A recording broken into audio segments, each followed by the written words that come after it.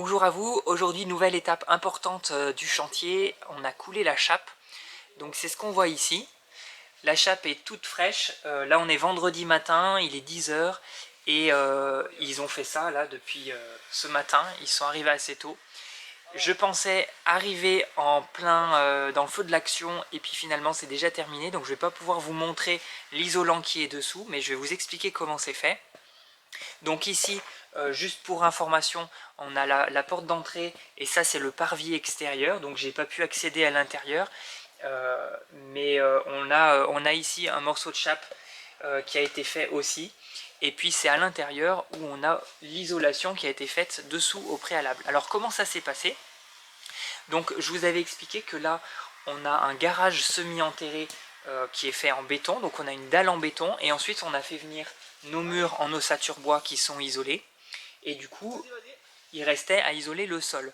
Donc on a fonctionné avec de la mousse de polyuréthane projetée, donc on vient avec une machine et un espèce de pistolet qui va projeter la mousse au sol, très vite ça va gonfler et ensuite on va poncer l'ensemble pour avoir quelque chose de bien plat.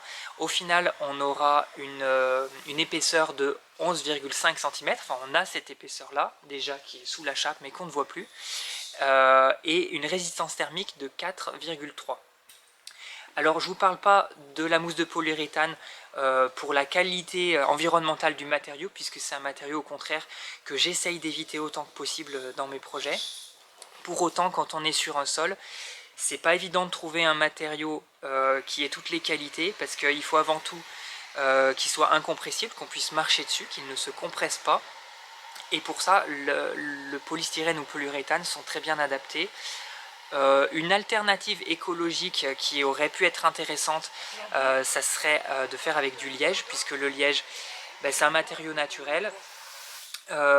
Et il est aussi incompressible, mais par contre c'est assez cher, donc là on n'a pas pu se le permettre sur le chantier.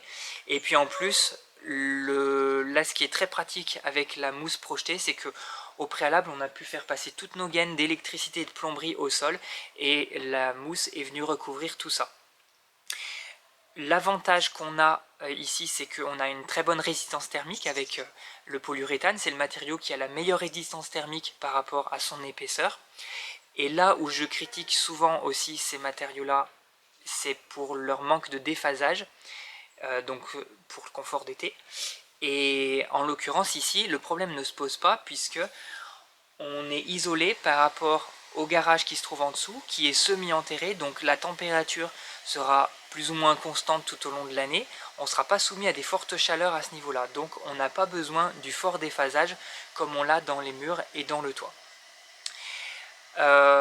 Donc voilà, c'était pour vous expliquer un peu notre logique. On a ici du coup une très bonne performance thermique, une parfaite liaison entre l'isolation ici et les murs, puisqu'on est allé vraiment buter contre les murs et on fera les doublages seulement après.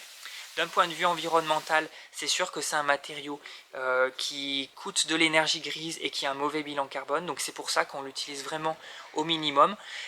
Si on peut faire mieux, tant mieux.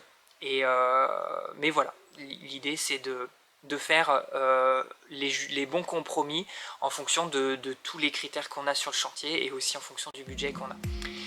Voilà pour aujourd'hui, je vous souhaite une très bonne journée, à bientôt, ciao.